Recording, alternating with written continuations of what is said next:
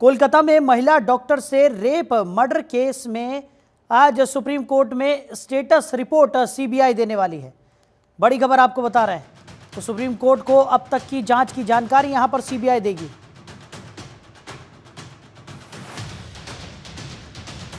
तो आरोपी संजय रॉय का कबूलनामा कोर्ट को सीबीआई बताएगी। बड़ी खबर।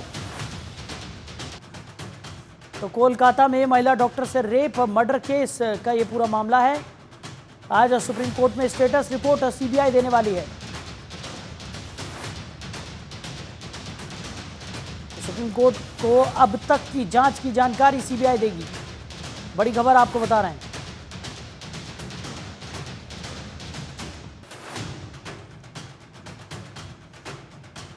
तो कोलकाता में महिला डॉक्टर से रेप और मर्डर केस में आज सुप्रीम कोर्ट में एक बार फिर से सुनवाई होगी। आज सीबीआई स्टेटस रिपोर्ट यहां पर सुप्रीम कोर्ट में सौंपने वाली है।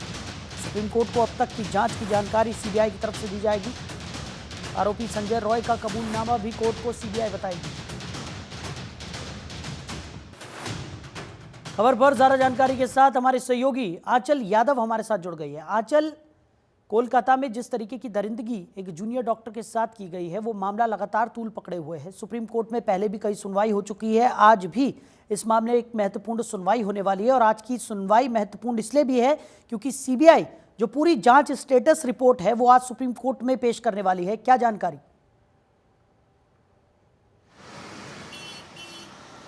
बिल्कुल, देखिए आज का दिन इस पूरे मामले को लेकर देखिए टर्निंग पॉइंट पे रहने वाला है, क्योंकि इतने दिनों से देखिए तमाम डॉक्टर्स जो है वो सारी ओपीडी सुविधाएं छोड़कर सड़कों पर उतरे हुए थे।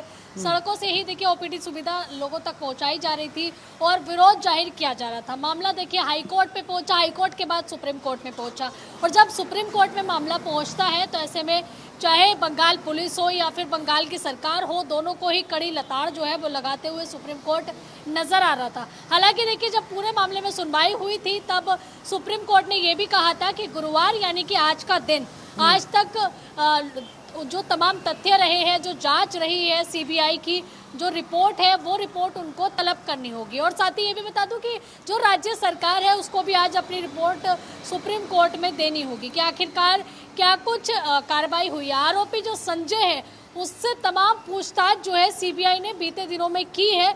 बहुत सारे तथ्य निकलकर सामने आए हैं और जैसा कि देखिए जो पैरामिलिट्री फोर्सेस हैं, सीआईएसएफ है, उसको हॉस्पिटल की भी जिम्मेदारी दे दी गई थी सुरक्षा की कोर्ट के जरिए। तो आज का जो दिन है उसका सबको इंतजार है, क्या कुछ फैसला कोर्ट देने वाला है, क्योंकि सबकी निगाहें कोर्ट पर टिकी हुई है। ममता बनर्जी सरकार ने बहुत ज़्यादा लापरवाही इस मामले में की थी और कई तरह के सवाल भी उनके ऊपर खड़े किए गए थे कि आपने पूरे मामले में जो हॉस्पिटल था उसको सुरक्षा के घेरे में क्यों नहीं लिया था, तथ्यों को मिटाने की कोशिश क्यों की गई थी, लड़की के डायरी से जो पन्ने फाड़ने का भी इल्ज़ाम लगा था वो भी लग रहा था।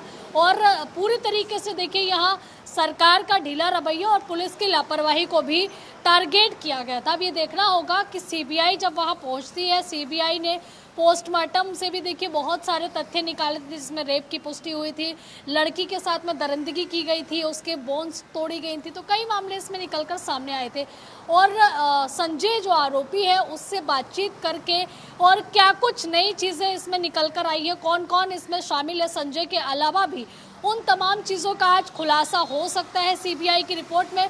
अब ये देखना होगा कि सीबीआई की रिपोर्ट में क्या कुछ निकलकर सामने आता है। बिल्कुल आंचल, और जिस तरीके से सीबीआई की जांच पड़ताल आगे बढ़ी है, लगातार हम पहले भी इस मामले में चर्चा कर चुके हैं कि पॉलीग्राफ टेस्ट भी यहाँ पर संजय रॉय का किया गया, जो मुख्य आरोपी इसमें बताया जा रहा है। और कई तरह की चीज़ें निकलकर सामने आई थी कि एक से ज़्यादा लोग भी हो सकते हैं जिन्होंने ये दरिंदगी को अंजाम दिया है। और दूसरी तरफ सबसे महत्वपूर्ण बात यह है कि जो डॉक्टर्स हैं उनका आक्रोश दिन ब दिन बढ़ता जा रहा है, क्योंकि कोई बड़ा आश्वासन अभी तक इन डॉक्टर्स को नहीं मिला है। सड़कों पर डॉक्टर्स उतरे हुए हैं, प्रदर्शन यहाँ पर लगातार जारी है।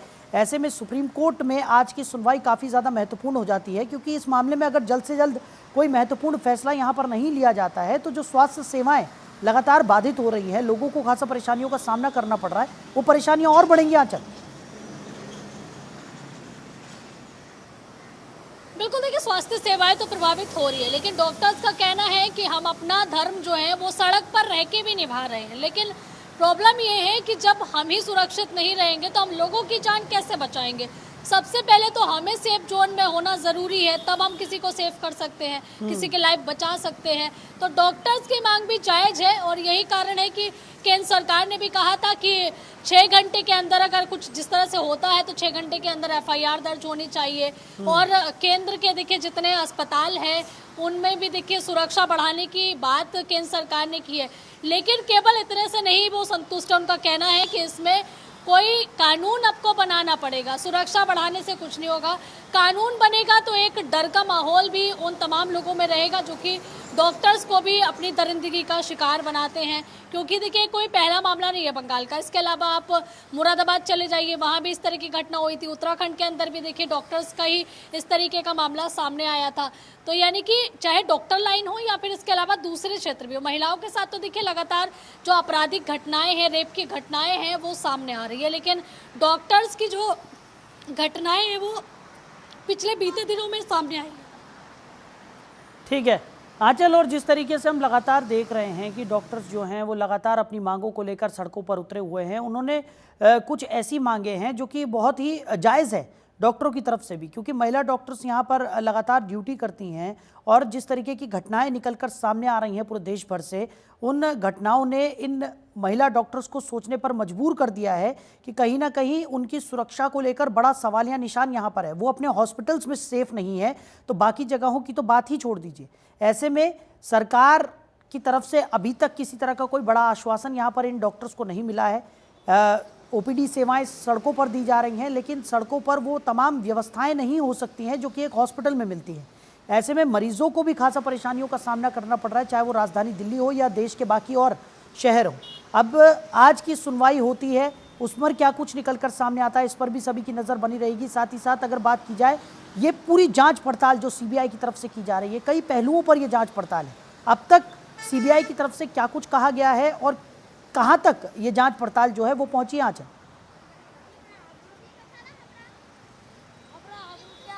देखिए अभी तक कुछ ही तथ्य निकलकर सामने आ रहे हैं, जिसमें ये भी पुष्टि हुई थी कि लड़की का रेप हुआ था। इसमें ये भी पुष्टि हुई थी कि जो सबूत है उनको मिटाने की कोशिश की गई थी और जो पूरा कमरा था देखिए वो पूरे तरीके से तहस महस हुआ था, यानी कि लड़की के साथ में मारपीट की गई थी। ये भी आया था कि लड़की की जो आंखों के नीचे खून के धब्बे थे, लड़की के शरीर पर निशान थे। तो यानी कि ये तो पुष्टि हुई है कि देखिए खुदकुशी नहीं की गई थी, क्योंकि इसको जिस तरह से अस्पताल के प्रशासन यानी कि जो कॉलेज का प्रशासन था, उसके अलावा देखिए पुलिस थी, उन्होंने जिस तरह से डेड बॉडी को जलाने की जल्दी से जल्दी कोशिश की, तो इससे ये साबित होता है कि बहुत बड़ी कोई ऐसी बात है जो कि अभी तक निकलकर सामने नहीं आई है, जो कि कहीं ना कहीं देखिए माना जा रहा है कि CBI ने अपनी रिपोर्ट में, अपनी जांच में उस तथ्य तक पहुंचने की कोशिश की होगी जिसको यहाँ हाइड किया जा रहा है। क्योंकि ममता बनर्जी का जो रवैया था वो भी सबने देखा है। उनकी पार्टी के लोग अगर एक मानवता के अधिकार पे सवाल खड़े कर रहे थे तो देखिए उनको भी लताड़ लग जाती है। तो यानी कि ये तो साफ है कि कुछ ना कुछ गड़बड़ घोटाला तो ज़रूर है इस पूरे मामले में, जो कि उम्मीद लगाई जा रही है कि CBI की रिपोर्ट में शायद कुछ चीज़ें आज साफ हो जाएंगी। चलिए आंचल, हमारे साथ जुड़ने के लिए, इन तमाम जानकारियों के लिए आपका बहुत शुक्रिया।